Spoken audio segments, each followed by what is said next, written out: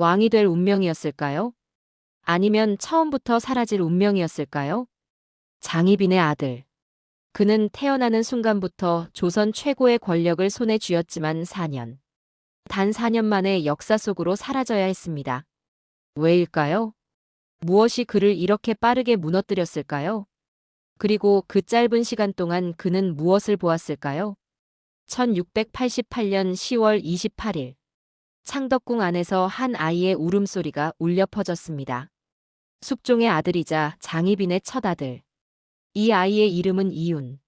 훗날 경종으로 기억될 인물이지만 그가 세자였던 시간은 너무나 짧았습니다. 궁궐 사람들은 환호했습니다. 왕실의 왕자가 태어났다는 사실만으로도 나라 전체가 들썩였습니다. 하지만 그 환호 속에는 아무도 눈치채지 못한 그림자가 있었습니다. 이 아이가 왕이 되기까지 얼마나 많은 피와 눈물이 흘러야 하는지 아무도 알지 못했습니다. 그는 2살이 되던 해 조선의 세자로 책봉됩니다. 1690년 1월. 온 나라가 축제 분위기였습니다. 세자 책봉은 곧 미래의 왕이 결정되었다는 뜻이었고 백성들에게는 안정감을 주는 상징이었습니다. 하지만 궁궐 안은 달랐습니다. 인현왕후를 지지하는 서인 세력과 장희빈을 옹호하는 남인 세력 사이에는 보이지 않는 칼날이 오가고 있었습니다. 세자는 그저 어린아이였지만 이미 권력 투쟁의 중심에 서 있었습니다. 그리고 1694년. 세자가 겨우 6살이 되던 해. 모든 것이 무너졌습니다. 인현왕후가 복이 되고 장희빈은 사사되었으며 세자는 폐위되었습니다. 4년. 단 4년의 세자 시절이 끝나는 순간이었습니다. 왜 이런 일이 벌어졌을까요?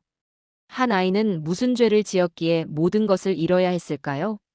그리고 그 4년 동안 궁궐 안에서는 무슨 일이 벌어지고 있었던 걸까요?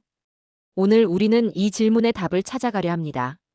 장희빈의 아들 세자 이윤이 겪었던 4년의 기록을 통해 조선 왕실의 가장 비극적인 권력 투쟁을 들여다보겠습니다. 이 이야기는 단지 한 아이의 비극이 아닙니다. 권력이 어떻게 한 사람의 운명을 송두리째 바꿀 수 있는지, 그리고 그 권력 뒤에 숨은 인간의 욕망과 두려움을 보여주는 역사의 거울입니다. 1688년 10월 28일. 창덕궁 대조전에서 한 아이가 태어났습니다. 숙종의 아들이자 장희빈의 첫 아들, 이윤. 하지만 이 아이의 탄생은 단순한 기쁨으로만 받아들여지지 않았습니다. 당시 조선은 극심한 정치적 혼란 속에 있었습니다. 인현왕후 민씨는 아직 왕비의 자리에 있었지만 후사를 잊지 못하고 있었습니다. 그 사이 장희빈은 숙종의 총애를 받으며 권력의 중심으로 빠르게 다가가고 있었습니다. 이윤의 탄생은 이 권력 구도를 완전히 뒤흔드는 사건이었습니다. 숙종실록 14년 10월 28일 기록은 이렇게 적고 있습니다. 희빈장 씨가 원자를 낳았다. 단 8글자.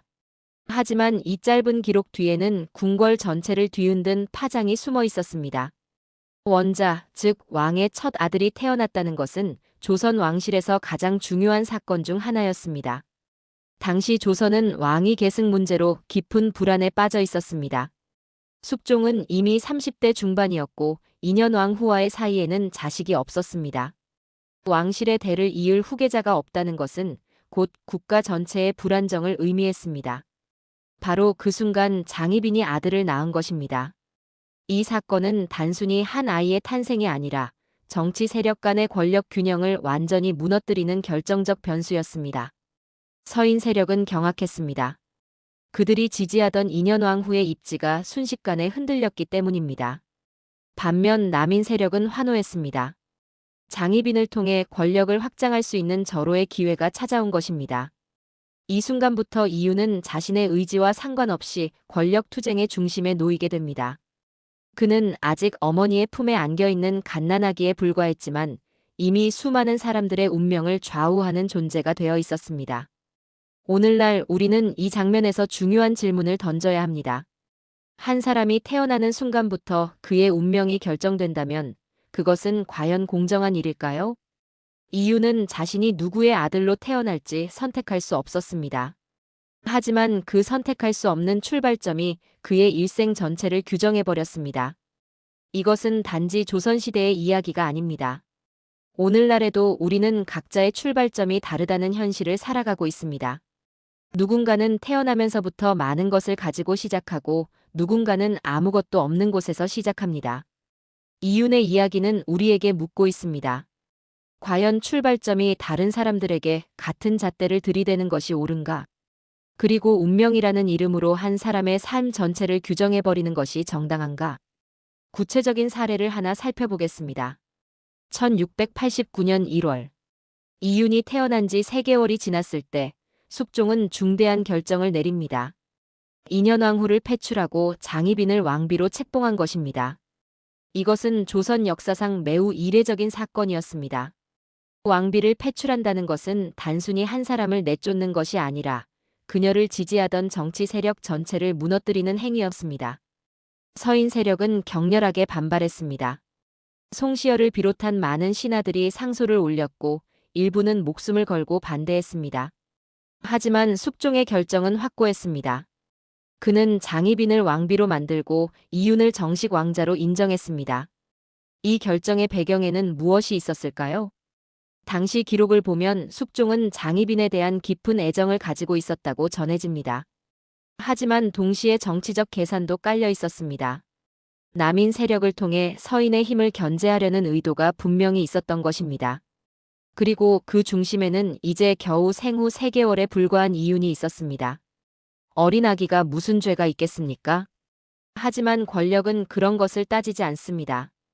이윤은 태어나는 순간부터 권력의 도구가 되었고 그의 존재 자체가 수많은 사람들의 삶을 뒤흔들었습니다. 이것이 바로 운명의 잔인함입니다. 이 장면이 우리에게 던지는 질문은 명확합니다. 한 사람의 출발점은 그의 의지와 무관하게 결정됩니다. 이윤은 장희빈의 아들로 태어났고 그 순간부터 그의 운명은 권력 투쟁의 소용돌이 속에 갇혔습니다. 숙종실록이 남긴 단 8글자는 한 아이의 일생이 얼마나 무거운 짐을 지고 시작되는지를 보여줍니다. 우리는 오늘도 각자의 출발점에서 삶을 시작합니다. 누군가에게는 축복처럼 보이는 시작이 다른 누군가에게는 저주가 될 수도 있다는 사실. 1690년 1월 8일. 창덕궁 인정전에서 조선 역사에 길이 남을 의식이 거행되었습니다. 겨우 두 돌이 된 이윤이 조선의 세자로 책봉되는 순간이었습니다. 궁궐은 화려한 의식으로 가득 찼고 백성들은 거리로 나와 축제를 벌였습니다. 왕실의 정식 후계자가 생겼다는 것은 국가의 안정을 의미했습니다. 하지만 그 화려한 의식 뒤에는 누구도 말하지 않는 긴장감이 흐르고 있었습니다. 숙종실록 16년 1월 8일 기록은 이렇게 전합니다. 원자를 세자로 책봉하다. 이 한 줄의 기록은 단순해 보이지만 그 뒤에 숨은 의미는 결코 가볍지 않았습니다. 세자 책봉은 조선에서 가장 중요한 국가 의례 중 하나였습니다. 이것은 단순히 왕의 아들을 공식적으로 인정하는 것을 넘어 미래의 왕을 선포하는 행위였습니다. 세자가 되면 동궁에 거처하며 전문 교육을 받고 점차 국정에 참여하게 됩니다. 이론적으로는 완벽한 시스템이었습니다. 하지만 이윤의 경우는 달랐습니다. 그의 세자 책봉은 정치적 타협의 산물이었기 때문입니다. 당시 조선의 정치 상황을 이해하려면 먼저 당시 붕당 정치의 구조를 알아야 합니다. 서인과 남인은 오랜 세월 권력을 두고 경쟁해왔습니다. 숙종은 이들 사이에서 균형을 맞추려 했지만 때로는 한쪽으로 극단적으로 기울기도 했습니다. 1689년 인현왕후를 패출하고 장희빈을 왕비로 삼은 것은 남인에게 유리한 결정이었습니다. 그리고 1690년 이윤을 세자로 책봉한 것은 그 결정의 연장선상에 있었습니다.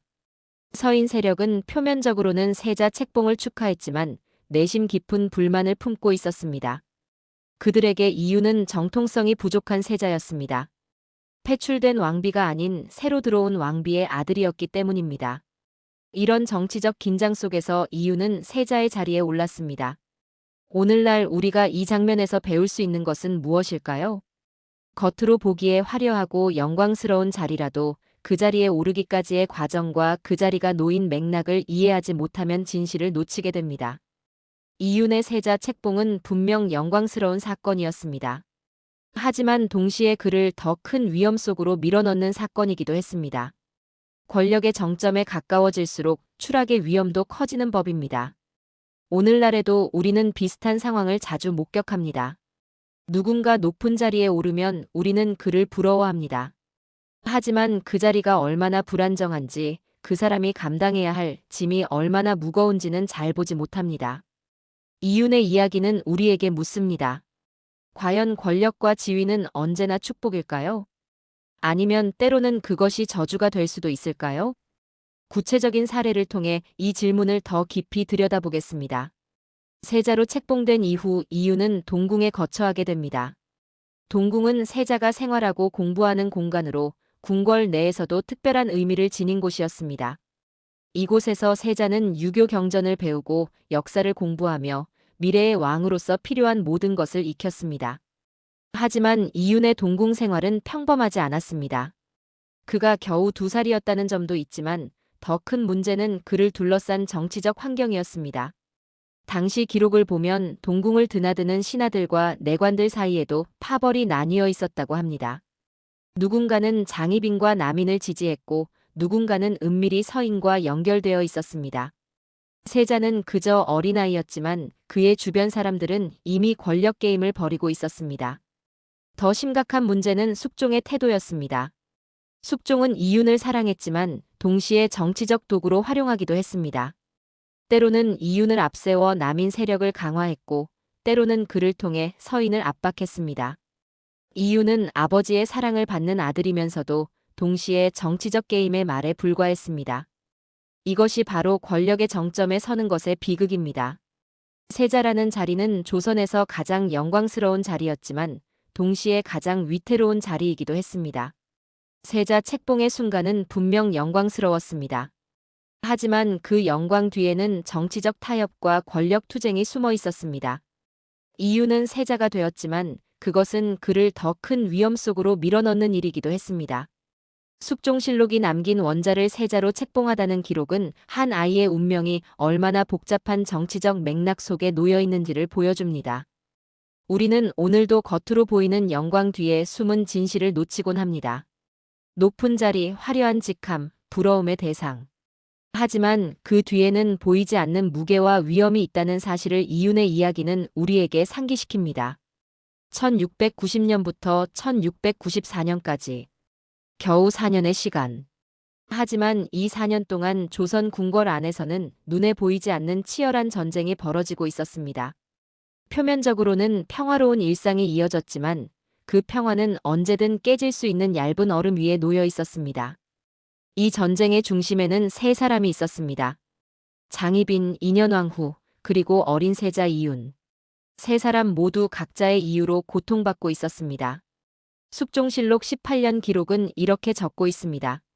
궁중의 분위기가 점점 어두워지고 있다. 이 짧은 기록은 당시 궁궐 안의 긴장감을 잘 보여줍니다. 궁궐은 조선에서 가장 화려한 공간이었지만 동시에 가장 위험한 공간이기도 했습니다. 높은 담장 안에서는 언제나 권력을 둘러싼 음모와 배신이 끊이지 않았습니다. 1689년 장희빈이 왕비가 되고 인현왕후가 패출된 후 표면적으로는 장희빈의 승리처럼 보였습니다. 하지만 실제로는 그렇지 않았습니다. 인현왕후는 비록 왕비의 자리에서 쫓겨났지만 그녀를 지지하는 서인 세력은 여전히 강력했습니다. 그들은 언젠가 반드시 인현왕후를 복위시킬 기회를 노리고 있었습니다. 반면 장희빈과 남인 세력은 자신들의 권력을 지키기 위해 필사적이었습니다. 그들은 인현왕후와 서인이 다시 일어서는 것을 막기 위해 온갖 수단을 동원했습니다. 이 과정에서 많은 사람들이 희생되었습니다. 무고한 신하들이 억울하게 죽거나 유배를 갔고 가족들이 뿔뿔이 흩어졌습니다. 그리고 그 모든 전쟁의 한가운데에 이윤이 있었습니다. 이윤은 아직 어린아이였습니다. 그는 궁궐 안에서 벌어지는 권력 투쟁의 의미를 제대로 이해하지 못했을 것입니다. 하지만 그의 존재 자체가 이 전쟁의 핵심이었습니다. 장희빈에게 이윤은 자신의 권력을 지켜줄 유일한 보루였습니다. 만약 이윤이 세자의 자리에서 쫓겨난다면 장희빈 역시 모든 것을 잃게 될 것이었습니다. 반면 서인 세력에게 이윤은 제거해야 할 대상이었습니다. 그들은 이윤을 세자 자리에서 끌어내리고 다른 왕자를 세우거나 인현왕후의 복위를 이루려 했습니다. 오늘날 우리가 이 장면에서 배울 수 있는 것은 무엇일까요? 권력을 둘러싼 싸움에서 가장 큰 피해를 입는 것은 종종 무고한 사람들입니다. 이유는 이 전쟁을 시작하지도 않았고 원하지도 않았습니다. 하지만 그는 이 전쟁의 가장 큰 희생자가 될 운명이었습니다. 우리 사회에서도 비슷한 일이 일어나지 않나요? 조직 내 권력 다툼, 가족 간의 갈등, 정치적 대립. 이런 싸움의 한가운데에는 종종 자신의 의지와 상관없이 끼어든 사람들이 있습니다. 그들은 싸움을 원하지 않았지만 누군가에게는 이용할 대상이고 누군가에게는 제거해야 할 장애물입니다. 이윤의 이야기는 우리에게 묻습니다. 과연 우리는 이런 권력 게임에서 무고한 사람들을 지킬 수 있을까요?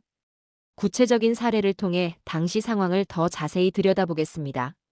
1693년. 이윤이 5살이 되던 해. 궁궐 안에서 기묘한 사건이 일어났습니다. 장희빈이 인현왕후를 저주했다는 소문이 퍼진 것입니다. 당시 기록에 따르면 장희빈이 무당을 불러 인현왕후에게 해를 끼치려 했다는 의혹이 제기되었습니다. 이것이 사실인지는 확실하지 않습니다. 하지만 이 소문은 궁궐 전체를 뒤흔들기에 충분했습니다. 숙종은 분노했고 장희빈과 남인 세력은 위기에 몰렸습니다. 서인 세력은 이 기회를 놓치지 않았습니다. 그들은 장희빈의 잘못을 끊임없이 지적하며 인현왕후의 복위를 요구했습니다. 이 과정에서 이유는 어떤 상황에 놓여 있었을까요? 그는 아직 어린아이였지만 주변의 분위기가 심상치 않다는 것은 느꼈을 것입니다. 어머니인 장희빈은 점점 불안해했고 궁녀들과 신하들은 수군거렸습니다. 동궁에 드나드는 사람들의 표정은 점점 굳어갔고 궁궐 전체에는 긴장감이 감돌았습니다. 이윤에게 이것은 견디기 어려운 시간이었을 것입니다. 그는 왜 사람들이 자신을 보며 불안해하는지, 왜 어머니가 점점 초조해하는지 이해할 수 없었을 것입니다. 하지만 그의 운명은 이미 다른 사람들의 손에 달려 있었습니다. 궁궐 안에 보이지 않는 전쟁은 겉으로는 평화로워 보였지만 그 안에서는 수많은 사람들이 고통받고 있었습니다. 이유는 이 전쟁의 중심에 있었지만 동시에 가장 무력한 존재였습니다. 숙종실록이 남긴 궁중의 분위기가 점점 어두워지고 있다는 기록은 당시의 긴장감을 생생하게 전해줍니다. 우리는 오늘도 보이지 않는 전쟁 속에서 살아갑니다. 조직의 권력 다툼, 가족 간의 갈등, 사회적 대립. 이윤의 이야기는 그 전쟁의 한가운데에 서 있는 무고한 사람들을 우리가 어떻게 바라봐야 하는지를 일깨워줍니다. 어린 이윤의 눈에 궁궐은 어떻게 보였을까요? 화려한 건물, 아름다운 정원, 정교한 의례. 하지만 그 모든 것 뒤에는 차가운 현실이 숨어 있었습니다. 이유는 겨우 4살에서 6살 사이의 어린아이였지만 그가 목격한 것들은 그 나이에 경험하기에는 너무나 가혹했습니다. 권력의 민낯. 그것은 어린 세자에게 평생 지울 수 없는 상처로 남았을 것입니다. 숙종실록 19년 기록은 이렇게 전합니다. 세자가 점점 말수가 줄어들고 있다. 이 짧은 기록은 무엇을 의미할까요? 어린아이가 말수가 줄어든다는 것은 단순히 조용해졌다는 것이 아닙니다. 그것은 그 아이가 무언가 깊은 충격을 받았거나 감당하기 어려운 상황에 놓여 있다는 신호입니다. 이유는 무엇을 보았을까요? 당시 궁궐 안에서는 수많은 사람들이 권력 투쟁의 희생양이 되고 있었습니다. 어제까지 함께 있던 신하가 오늘은 사라지고 웃으며 인사하던 궁녀가 갑자기 끌려나가는 일이 반복되었습니다. 이유는 이런 광경을 직접 목격했을 것입니다. 그리고 그는 점차 깨달았을 것입니다. 이 모든 일이 자신과 관련되어 있다는 사실을. 자신이 세자이기 때문에 어머니가 위험에 처해 있고 자신 때문에 수많은 사람들이 고통받고 있다는 것을. 오늘날 우리가 이 장면에서 배울 수 있는 것은 무엇일까요? 권력은 종종 인간성을 무너뜨립니다. 권력을 가진 사람들은 다른 사람을 도구처럼 사용하고 필요 없어지면 버립니다. 이유는 그런 권력의 민낯을 너무 어린 나이에 목격했습니다. 그리고 그것은 그의 마음에 깊은 상처를 남겼을 것입니다. 우리 사회에서도 비슷한 일이 일어나지 않나요? 조직에서 갑자기 해고당하는 사람들, 관계에서 이용만 당하고 버려지는 사람들. 권력과 이익 앞에서 인간의 존엄성은 너무 쉽게 짓밟힙니다. 이윤의 이야기는 우리에게 묻습니다. 과연 우리는 권력과 이익을 위해 다른 사람을 희생시키는 것을 정당화할 수 있을까요? 구체적인 사례를 통해 이윤이 목격한 권력의 민낯을 더 자세히 들여다보겠습니다. 1694년 초, 이윤이 6살이 되던 해, 궁궐 안에서 극적인 사건이 벌어졌습니다. 숙종이 갑자기 태도를 바꾼 것입니다. 그는 인현왕후를 복위시키기로 결정했고 장희빈을 궁궐에서 내쫓았습니다. 이 결정은 모든 사람을 충격에 빠뜨렸습니다. 장희빈은 왕비의 자리에서 다시 후궁으로 강등되었고 남인 세력은 순식간에 무너졌습니다. 그리고 이 모든 과정을 이유는 바로 곁에서 지켜봤습니다. 당시 기록을 보면 이유는 어머니가 끌려나가는 장면을 직접 목격했다고 합니다. 어린 세자는 울부짖으며 어머니를 붙잡으려 했지만 누구도 그를 말릴 수 없었습니다. 궁녀들은 그를 억지로 떼어놓았고 장희빈은 이윤의 울음소리를 들으며 궁궐을 떠나야 했습니다. 이것이 권력의 민낯입니다. 어제까지 왕비였던 사람이 오늘은 죄인이 되고 어제까지 축복받던 가족이 오늘은 저주받는 존재가 됩니다. 이윤에게 이것은 견딜 수 없는 충격이었을 것입니다. 그는 어머니를 잃었을 뿐만 아니라 자신의 존재 자체가 부정당하는 것을 경험했습니다. 더욱 가혹한 것은 숙종의 태도였습니다. 숙종은 이윤을 사랑했지만 동시에 정치적 상황 때문에 그를 희생시킬 수밖에 없었습니다. 그는 이윤에게 다가가 위로의 말을 건넸지만 동시에 장희빈을 내쫓는 명령을 내렸습니다. 이윤은 아버지의 모순된 태도를 이해할 수 없었을 것입니다. 왜 아버지는 자신을 사랑한다고 하면서도 어머니를 내쫓는가? 왜 자신은 세자이면서도 아무것도 지킬 수 없는가? 이런 질문들이 어린 이윤의 마음속에 깊은 상처로 남았을 것입니다. 어린 이윤이 목격한 권력의 민낯은 너무나 잔인했습니다. 그는 어머니가 끌려나가는 것을 보았고 자신의 존재가 얼마나 무력한지를 깨달았습니다. 숙종실록이 남긴 세자가 점점 말수가 줄어들고 있다는 기록은 한 아이가 감당하기 어려운 충격을 받았음을 보여줍니다. 우리는 오늘도 권력 앞에서 무력한 사람들을 봅니다. 조직에서, 가정에서, 사회에서. 이윤의 이야기는 우리에게 묻습니다. 과연 우리는 권력을 가진 사람으로서 약한 사람들을 어떻게 대해야 할까요? 1694년. 이 해는 이윤의 일생에서 가장 어두운 해였습니다. 겨우 6살의 나이에 그는 세상의 모든 것이 무너지는 것을 경험했습니다. 어머니는 궁궐에서 쫓겨났고 자신을 지지하던 사람들은 모두 사라졌으며 세자의 자리마저 위태로워졌습니다. 이 모든 일이 한 해 안에 벌어졌습니다. 그리고 그 중심에는 숙종의 결정이 있었습니다. 숙종실록 20년 4월 기록은 이렇게 적고 있습니다. 왕이 인현왕후를 복위시키다. 이 한 줄의 기록은 단순해 보이지만 그 뒤에는 엄청난 정치적 격변이 숨어 있었습니다. 인현왕후의 복위는 단순히 한 사람이 궁궐로 돌아온 것이 아니라 전체 권력 구조가 뒤집힌 사건이었습니다. 서인이 다시 권력을 잡았고 남인은 몰락했으며 장희빈과 이윤은 위기에 처했습니다. 왜 숙종은 갑자기 태도를 바꾼 것일까요? 이 질문에 대한 답은 복잡합니다. 일부 기록에 따르면 숙종은 장희빈이 인현왕후를 저주했다는 사실에 분노했다고 합니다.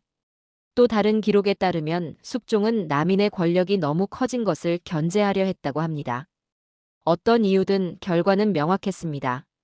장희빈은 왕비에서 후궁으로 강등되었고 이윤의 세자 지위는 위태로워졌습니다. 이 시기 이윤은 무엇을 느꼈을까요?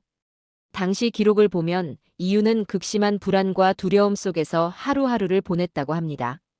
동궁에는 더 이상 예전처럼 많은 사람들이 찾아오지 않았고 세자를 섬기던 궁녀들과 내관들도 점점 줄어들었습니다. 이윤은 자신이 버려지고 있다는 것을 느꼈을 것입니다. 오늘날 우리가 이 장면에서 배울 수 있는 것은 무엇일까요? 권력은 언제든 순식간에 사라질 수 있습니다. 어제까지 모든 것을 가진 것처럼 보였던 사람이 오늘은 아무것도 없는 존재가 될 수 있습니다. 이윤은 이것을 너무 어린 나이에 배웠습니다. 그리고 그 경험은 그의 일생을 규정했습니다. 우리 사회에서도 비슷한 일이 일어나지 않나요? 갑자기 회사에서 해고당하는 사람들, 하루아침에 모든 것을 잃는 사람들. 권력과 부는 영원하지 않고 언제든 무너질 수 있습니다. 이윤의 이야기는 우리에게 묻습니다. 과연 우리는 권력과 지위에 지나치게 의존하고 있지는 않은가? 그리고 그것을 잃었을 때 우리는 어떻게 대처할 것인가? 구체적인 사례를 통해 1694년의 상황을 더 자세히 들여다보겠습니다. 1694년 10월, 인현왕후가 복위된 지 반년이 지난 시점. 숙종은 또 하나의 충격적인 결정을 내립니다. 장희빈을 사사하기로 한 것입니다. 사사, 즉 왕명으로 죽음을 내리는 것은 조선에서 가장 무거운 처벌이었습니다. 장희빈은 왕비였던 사람이고 세자의 어머니였습니다. 하지만 숙종은 그녀를 용서하지 않았습니다. 이 소식을 들은 이유는 어떤 심정이었을까요? 당시 기록을 보면 이유는 아버지인 숙종에게 어머니를 살려달라고 애원했다고 합니다. 6살의 어린 세자가 대전 앞에 무릎을 꿇고 울며 빌었지만 숙종은 마음을 바꾸지 않았습니다. 장희빈은 결국 사사되었고 이유는 어머니를 잃었습니다. 이것이 1694년 이윤에게 일어난 일입니다. 그는 세자의 자리는 아직 유지하고 있었지만 이미 모든 것을 잃은 것이나 다름없었습니다. 어머니는 죽었고 자신을 지지하던 세력은 무너졌으며 아버지와의 관계도 회복할 수 없을 만큼 깨졌습니다. 더욱 가혹한 것은 이윤이 이 모든 과정을 견뎌내야 했다는 사실입니다. 그는 울고 싶어도 마음껏 울 수 없었고 분노를 표출할 수도 없었습니다. 세자로서 품위를 유지해야 했기 때문입니다. 이것이 권력의 가장 잔인한 면입니다. 권력은 사람에게 강함을 요구하지만 동시에 그 사람의 인간성을 짓밟습니다. 1694년은 이윤에게 가장 어두운 해였습니다. 그는 어머니를 잃었고 모든 것이 무너지는 것을 지켜봐야 했습니다. 숙종실록이 남긴 왕이 인현왕후를 복위시키다는 기록은 단순해 보이지만 그 뒤에는 한 아이의 인생 전체가 무너지는 비극이 숨어 있었습니다. 우리는 오늘도 순식간에 모든 것을 잃는 사람들을 봅니다. 경제적 파산, 관계의 단절, 사회적 지위의 상실. 이윤의 이야기는 우리에게 묻습니다. 과연 우리는 모든 것을 잃은 사람들에게 어떤 위로를 줄 수 있을까요? 1694년 10월 10일. 이날은 이윤의 일생에서 가장 비극적인 날이었습니다. 어머니 장희빈이 사사된 날. 그리고 그로부터 얼마 지나지 않아 이윤 자신도 세자의 자리에서 폐위되었습니다. 겨우 6살의 어린아이가 어머니를 잃고 모든 지위를 박탈당한 것입니다. 이것은 단순히 개인적 비극이 아니라 권력이 얼마나 잔인할 수 있는지를 보여주는 역사적 사건이었습니다. 숙종실록 20년 10월 10일 기록은 이렇게 적고 있습니다. 희빈장 씨를 사사하다. 이 차가운 기록 뒤에는 한 여성의 죽음과 한 아이의 절규가 숨어 있었습니다. 장희빈의 죽음은 단순한 처벌이 아니라 정치적 복수의 성격이 강했습니다. 서인 세력은 오랫동안 장희빈과 남인에게 당한 것을 갚고 싶어 했고 인현왕후의 복위는 그 기회였습니다. 장희빈이 인현왕후를 저주했다는 혐의는 그녀를 제거하기 위한 명분이었을 가능성이 큽니다. 실제로 당시 많은 신하들은 장희빈에게 사사를 내리는 것이 지나치다고 반대했습니다. 하지만 숙종의 결정은 확고했습니다. 그는 장희빈을 용서할 수 없었고 그녀의 존재 자체가 왕실의 안정을 해친다고 판단했습니다. 이유는 이 모든 과정을 무력하게 지켜볼 수밖에 없었습니다. 당시 기록을 보면 이유는 어머니의 죽음 이후 며칠 동안 아무것도 먹지 않았다고 합니다. 그는 동궁에 홀로 남아 울부짖었고 누구도 그를 위로할 수 없었습니다. 궁녀들은 그의 곁을 지켰지만 무슨 말을 해야 할지 알 수 없었습니다. 어떤 말로 6살 아이에게 어머니의 죽음을 설명할 수 있겠습니까? 그리고 어머니의 죽음 이후 얼마 지나지 않아 이윤에게 또 다른 충격이 찾아왔습니다. 세자 폐위. 숙종은 이윤을 더 이상 세자로 인정할 수 없다고 선언했습니다. 숙종실록 20년 10월 기록은 이렇게 전합니다. 세자를 폐하다. 이 한 줄의 기록으로 이윤의 4년 세자 생활은 끝이 났습니다. 오늘날 우리가 이 장면에서 배울 수 있는 것은 무엇일까요? 권력은 종종 무고한 사람들을 희생시킵니다. 이윤은 어머니를 선택할 수 없었고 정치적 상황을 통제할 수도 없었습니다. 하지만 그는 모든 것을 잃었습니다. 이것이 권력의 가장 비극적인 면입니다. 우리 사회에서도 비슷한 일이 일어나지 않나요? 부모의 잘못 때문에 고통받는 아이들, 조직의 결정 때문에 희생되는 개인들. 권력은 종종 책임을 약한 사람에게 전가합니다. 이윤의 이야기는 우리에게 묻습니다. 과연 우리는 무고한 사람들을 희생시키는 권력 구조를 정당화할 수 있을까요? 구체적인 사례를 통해 세자 폐위의 의미를 더 깊이 들여다보겠습니다. 세자 폐위는 조선 역사에서 매우 드문 일이었습니다. 세자는 왕의 후계자로서 신성한 지위를 가지고 있었고 함부로 폐위할 수 없었습니다. 하지만 이윤의 경우는 달랐습니다. 그의 어머니가 역적으로 몰렸고 그 자신도 정통성의 의문이 제기되었습니다. 서인 세력은 이윤을 세자로 인정할 수 없다고 주장했고 숙종은 결국 그들의 요구를 받아들였습니다. 흥미로운 점은 숙종이 이윤을 완전히 버리지는 않았다는 것입니다. 그는 이윤의 세자 지위는 박탈했지만 왕자의 신분은 유지시켰습니다. 그리고 몇 년 후 상황이 바뀌자 다시 이윤을 세자로 책봉했습니다. 이것은 무엇을 의미할까요? 숙종은 이윤을 사랑했지만 정치적 상황 때문에 그를 희생시킬 수밖에 없었습니다. 그리고 상황이 허락할 때 다시 그를 받아들였습니다. 이것이 권력의 역설입니다. 권력을 가진 사람도 종종 자신이 원하지 않는 결정을 내려야 하고 사랑하는 사람을 희생시켜야 합니다. 이윤에게 이 모든 과정은 견딜 수 없는 고통이었을 것입니다. 어머니의 죽음과 세자의 폐위는 이윤에게 가장 큰 상처를 남겼습니다. 그는 6살의 나이에 인생의 모든 것을 잃었습니다. 숙종실록이 남긴 희빈 장씨를 사사하다와 세자를 패하다는 기록은 차갑지만 그 뒤에는 한 아이의 절규와 고통이 숨어 있었습니다. 우리는 오늘도 무고한 사람들이 권력의 희생양이 되는 것을 봅니다. 아이들, 약자들, 목소리를 낼 수 없는 사람들. 이윤의 이야기는 우리에게 묻습니다. 과연 우리는 이런 비극을 막을 수 있을까요? 1688년부터 1694년까지 겨우 6년의 삶, 그중 4년의 세자 시절.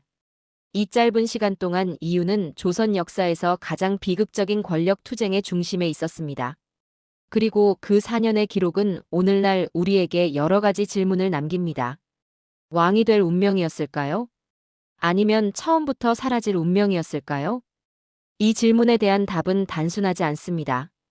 숙종실록은 이윤의 이야기를 담담하게 기록하고 있습니다. 하지만 그 기록 사이사이에는 수많은 감정과 고통이 숨어 있습니다. 이윤은 결국 다시 세자가 되었고 훗날 경종으로 즉위했습니다. 하지만 그의 왕위 시절은 평탄하지 않았습니다. 어린 시절의 상처는 그의 일생을 따라다녔고 그는 항상 불안과 두려움 속에서 살았습니다. 4년의 세자 시절이 그에게 남긴 것은 무엇이었을까요? 첫째, 권력의 덧없음을 배웠습니다. 그는 세자였지만 아무것도 지킬 수 없었고 어머니를 구할 수도 없었습니다. 권력은 언제든 사라질 수 있고 지위는 영원하지 않다는 것을 그는 너무 어린 나이에 깨달았습니다. 둘째, 인간의 잔인함을 목격했습니다. 그는 권력을 위해 사람들이 얼마나 잔인해질 수 있는지 직접 보았습니다. 사랑과 배신, 충성과 변절이 순식간에 바뀌는 것을 경험했습니다. 셋째, 혼자라는 것을 느꼈습니다. 그는 세자였지만 누구도 진정으로 그의 편이 아니었습니다. 모두가 자신의 이익을 위해 움직였고 그는 그 중심에서 외로움을 견뎌야 했습니다. 오늘날 우리가 이 장면에서 배울 수 있는 것은 무엇일까요? 어린 시절의 경험은 한 사람의 일생을 규정합니다. 이윤이 겪은 트라우마는 그가 왕이 된 후에도 계속 영향을 미쳤습니다. 그는 항상 불안해했고 신하들을 믿지 못했으며 결국 짧은 왕위 기간을 보낸 후 의문스러운 죽음을 맞이했습니다. 우리 사회에서도 비슷한 일이 일어나지 않나요? 어린 시절 학대를 받은 아이들, 트라우마를 겪은 청소년들. 그들의 상처는 평생 그들을 따라다니고 때로는 그들의 삶 전체를 규정합니다. 이윤의 이야기는 우리에게 묻습니다. 과연 우리는 어린 시절의 상처를 어떻게 치유할 수 있을까요? 그리고 트라우마를 겪은 사람들을 어떻게 도울 수 있을까요? 구체적인 사례를 통해 이윤이 왕이 된 후의 삶을 살펴보겠습니다. 1720년. 이윤은 마침내 왕위에 올랐습니다. 32세의 나이에 경종으로 즉위한 것입니다. 하지만 그의 왕위는 처음부터 불안정했습니다. 그에게는 후사가 없었고 건강도 좋지 않았습니다. 더욱이 그의 이복 동생인 연인군 훗날 영조의 세제로 책봉되면서 궁궐 안에는 또다시 권력 투쟁이 시작되었습니다. 경종은 자신의 어린 시절을 떠올렸을 것입니다. 자신이 세자였을 때 겪었던 불안과 두려움이 이제 이복 동생에게도 일어나고 있었습니다. 그는 연인군을 보호하고 싶었지만 신하들의 압력과 정치적 상황 때문에 자신이 원하는 대로 할 수 없었습니다. 경종은 재위 4년 만에 갑작스럽게 사망했습니다. 공식 기록은 병사라고 되어 있지만 많은 역사가들은 그의 죽음의 의문을 제기합니다. 독살설, 정치적 암살설 등 다양한 이야기가 전해집니다. 진실이 무엇이든 한 가지 분명한 것은 경종의 삶이 행복하지 않았다는 것입니다. 그는 왕이 되었지만 진정한 권력을 누리지 못했고 항상 불안과 두려움 속에서 살았습니다. 어린 시절의 상처는 그를 평생 괴롭혔고 결국 그는 짧은 생을 마감했습니다. 이것이 4년의 세자 시절이 이윤에게 남긴 유산입니다. 4년의 기록은 우리에게 중요한 질문을 남깁니다. 과연 운명은 처음부터 정해져 있는 것일까요? 아니면 우리가 바꿀 수 있는 것일까요? 이윤은 왕이 될 운명이었지만 그 과정에서 너무나 많은 것을 잃었습니다. 숙종실록이 남긴 차가운 기록들은 한 사람의 일생이 얼마나 비극적일 수 있는지를 보여줍니다. 우리는 오늘도 운명과 선택 사이에서 고민합니다. 어떤 것은 우리가 통제할 수 없지만 어떤 것은 우리의 선택에 달려 있습니다. 이윤의 이야기는 우리에게 묻습니다. 과연 우리는 주어진 운명을 받아들일 것인가? 아니면 그것에 맞서 싸울 것인가? 우리는 지금까지 7개의 장면을 통해 이윤의 4년 세자 시절을 살펴보았습니다. 한 아이의 탄생부터 세자 책봉, 궁궐 안의 권력 투쟁, 어머니의 죽음, 그리고 세자 폐위까지. 이 모든 이야기는 따로 떨어진 사건들이 아니라 하나의 흐름으로 연결되어 있습니다. 그 흐름의 중심에는 권력이라는 거대한 힘이 있었고 그 힘 앞에서 한 어린아이는 너무나 무력했습니다. 숙종실록을 비롯한 여러 기록들은 이 과정을 담담하게 전하고 있습니다. 희빈장 씨가 원자를 낳았다. 원자를 세자로 책봉하다. 세자를 폐하다. 이 짧은 기록들은 객관적이고 차갑지만 그 뒤에는 한 아이의 울음소리와 절규가 숨어 있습니다. 역사는 종종 승자의 기록이라고 말합니다. 하지만 때로는 패자의 이야기에서 더 많은 것을 배울 수 있습니다. 이윤은 왕이 되었지만 그의 삶은 행복하지 않았습니다. 그가 겪은 고통과 상처는 그를 평생 괴롭혔고 결국 그는 짧은 생을 마감했습니다. 오늘을 사는 우리에게 이 이야기는 중요한 메시지를 남깁니다. 첫째, 권력은 덧없다는 것입니다. 어제의 영광이 오늘의 재앙이 될 수 있고 오늘의 축복이 내일의 저주가 될 수 있습니다. 둘째, 어린 시절의 경험은 평생 영향을 미친다는 것입니다. 트라우마는 단순히 시간이 지난다고 치유되지 않으며 적극적인 관심과 치료가 필요합니다. 셋째, 무고한 사람들을 희생시키는 권력 구조에 저항해야 한다는 것입니다. 이윤처럼 자신의 의지와 상관없이 고통받는 사람들을 우리는 외면해서는 안 됩니다. 우리는 이 7개의 장면을 통해 배운 교훈을 잊지 말아야 합니다. 권력은 스스로 정당화되지 않는다. 그것이 어떻게 사용되느냐가 중요하다. 이 선언은 과거에만 머무는 말이 아니라 지금 우리의 삶에도 그대로 적용되는 진리입니다. 왕이 될 운명이었을까요? 우리는 이 질문으로 시작했습니다. 그리고 7개의 장면을 통해 그 답을 찾아갔습니다. 이유는 분명 왕이 될 운명이었습니다. 그는 왕의 아들로 태어났고 세자로 책봉되었으며 결국 왕위에 올랐습니다. 하지만 그 과정은 너무나 고통스러웠고 그가 치른 대가는 너무나 컸습니다. 4년의 세자 시절. 그 짧은 시간 동안 이유는 인생의 모든 것을 배웠습니다. 권력의 덧없음, 인간의 잔인함, 혼자라는 외로움. 이것들은 그가 왕이 된 후에도 계속 그를 따라다녔고 결국 그의 짧은 생을 규정했습니다. 우리가 이 이야기에서 가장 기억해야 할 것은 무엇일까요? 그것은 바로 권력 뒤에 숨은 인간의 이야기입니다. 역사는 종종 큰 사건과 유명한 인물만을 기록합니다. 하지만 그 사건의 중심에는 항상 고통받는 사람들이 있고 희생되는 사람들이 있습니다. 이유는 그런 사람 중 하나였습니다. 그는 역사에 기록되었지만 그의 진짜 이야기는 오랫동안 잊혀져 있었습니다. 오늘 우리는 그 이야기를 다시 꺼내어 들여다보았습니다. 그리고 우리는 깨달았습니다. 역사는 단순히 과거의 기록이 아니라 오늘을 사는 우리에게 주는 교훈이라는 것을. 여러분은 이 이야기를 어떻게 보셨나요? 이윤의 운명이 처음부터 정해져 있었다고 생각하시나요? 아니면 그가 다른 선택을 할 수 있었다고 생각하시나요? 우리 모두는 각자의 운명을 살아가고 있습니다. 때로는 우리가 통제할 수 없는 상황에 놓이기도 하고, 때로는 우리의 선택이 미래를 바꾸기도 합니다. 이윤의 이야기는 우리에게 묻습니다. 과연 우리는 주어진 운명을 어떻게 받아들일 것인가? 그리고 우리가 바꿀 수 있는 것들을 위해 어떻게 노력할 것인가? 이 영상이 여러분께 작은 통찰이라도 드릴 수 있었다면 좋겠습니다. 역사는 우리에게 많은 것을 가르쳐 줍니다.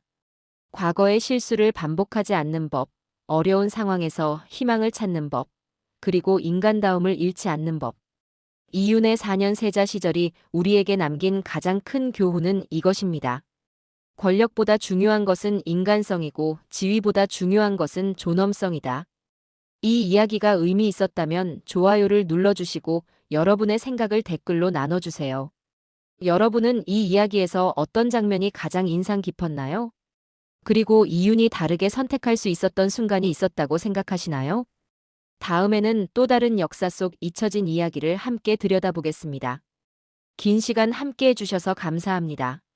역사는 과거에 머무는 것이 아니라 오늘 우리의 삶 속에서 계속 숨쉬고 있다는 것을 기억해 주세요.